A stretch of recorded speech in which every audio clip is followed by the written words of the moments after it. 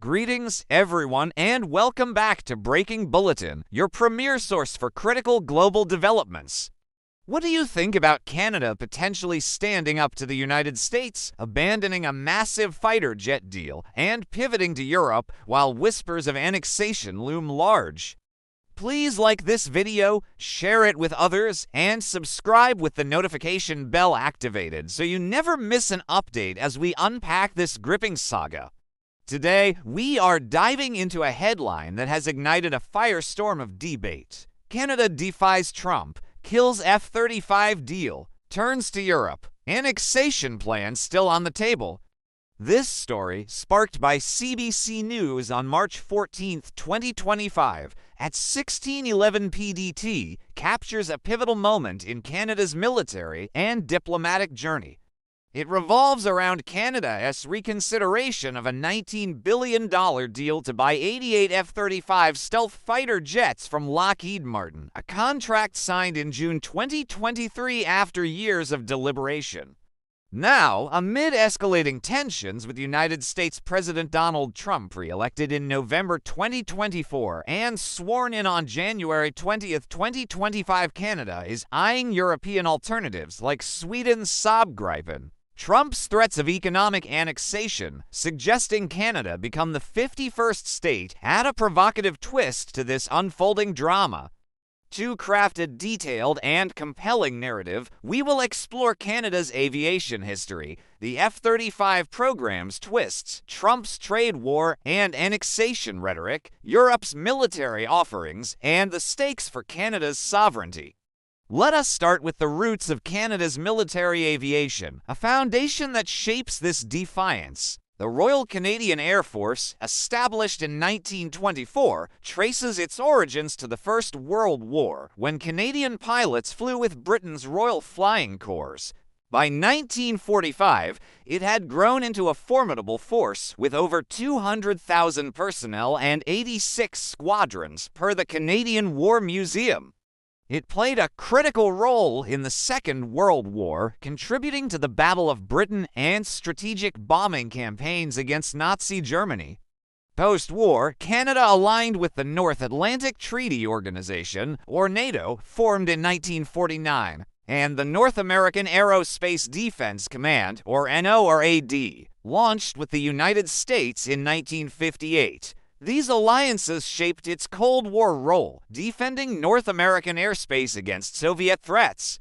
Canada's jet era began with the CF-100 Canuck in 1951, a domestically designed interceptor, per the Aviation History Museum. This was followed by the CF-10 for Starfighter in the 1960s, a supersonic jet built under license from Lockheed, and the CF-116 Freedom Fighter, a lighter combat aircraft. In 1982, Canada adopted the McDonnell Douglas CF-18 Hornet, purchasing 138 to replace its aging fleet per Canadian Forces historical records. The CF-18s flew in the 1991 Gulf War, NATO's 1999 Kosovo campaign, and Libya in 2011, proving their versatility. Yet, by 2025, these jets nearing 40 years old face rising maintenance costs, estimated at $74 billion over their life cycle by the 2022 Parliamentary Budget Officer report. Enter the F-35 Lightning II, a fifth-generation stealth fighter from Lockheed Martin, born of the United States-led Joint Strike Fighter program in 1996. Canada joined as a Tier 3 partner in 1997, investing $150 million per the Department of National Defense. The F-35 promised cutting-edge stealth, sensor fusion, and interoperability ideal for NORAD and NATO missions. Its development, however, was plagued by delays and cost overruns, ballooning to over $1.7 trillion across its life cycle, per the United States Government Accountability Office in 2024. Canada's procurement process began in 2010 under Conservative Prime Minister Stephen Harper, who pledged $16 billion for 65 jets.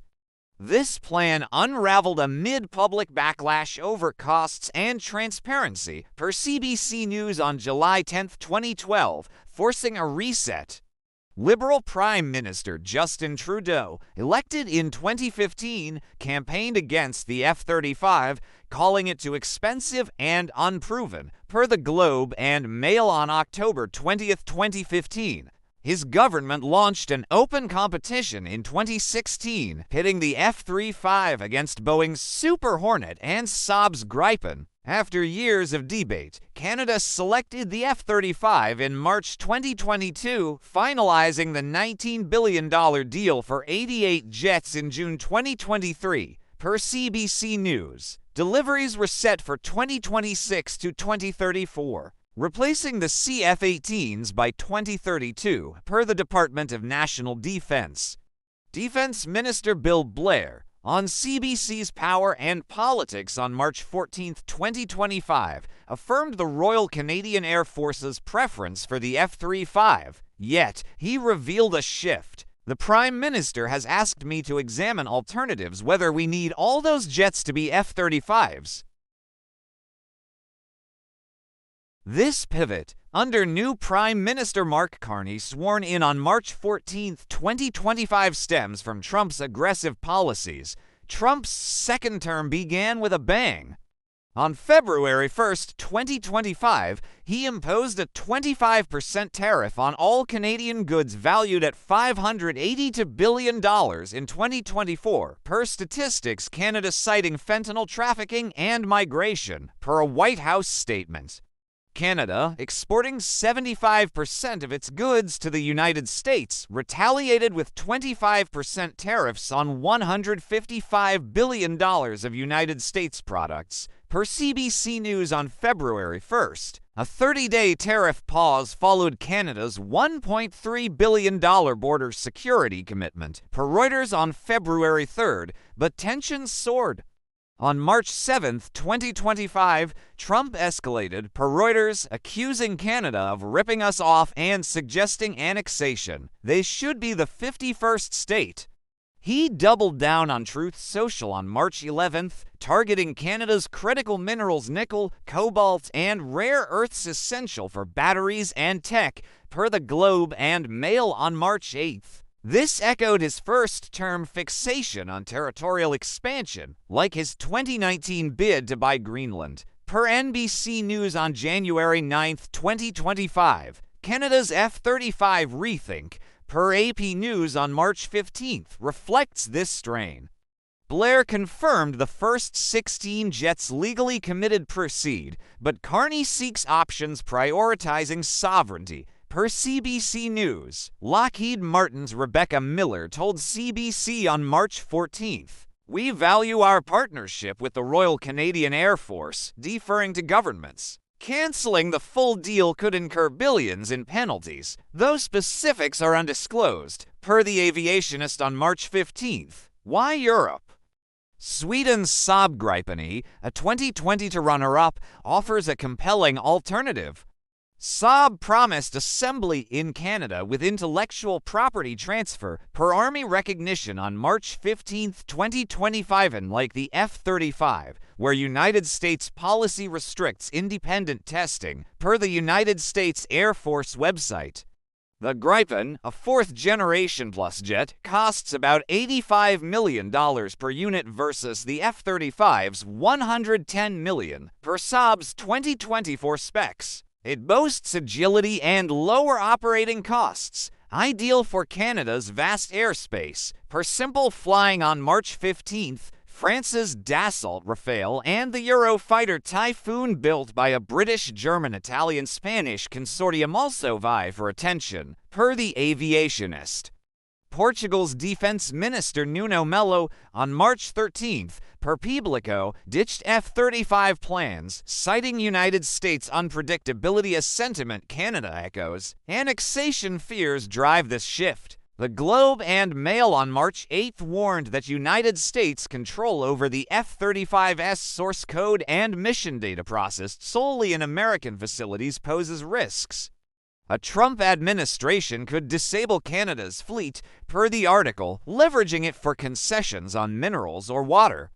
The conversation on February 10th argued annexation would spark resistance, costing the United States dearly, yet Trump persists. Canada's defiance has precedent. In 1957, it canceled the CF-105 Arrow, a supersonic interceptor, under United States pressure to adopt Beaumark missiles per the Canadian Aviation and Space Museum. This killed a national aerospace dream, a wound reopened by today's debate. Economic stakes are immense. Canadian firms have invested $1.3 billion in the F-35 supply chain since 1997. Per CBC News, Ottawa's gas stops, making F-35 engine sensors, exemplifies this, per Canada. On February 2, 2025, a European pivot could redirect billions domestically, per National Post on February 28th. This is Breaking Bulletin, delivering a saga for the ages. Canada's defiance of Trump, reconsidering the F-35 deal and turning to Europe as of March 15, 2025, blends trade, security, and sovereignty with annexation threats still simmering. What are your thoughts on whether this pivot will bolster Canada's independence or fracture NORAD? Please share your perspective in the comments. I look forward to your views. If you found this tale riveting, please like this video, share it with others, and subscribe with the notification bell on for more in-depth coverage. Thank you for joining us. Stay informed, remain engaged, and I will see you in our next update.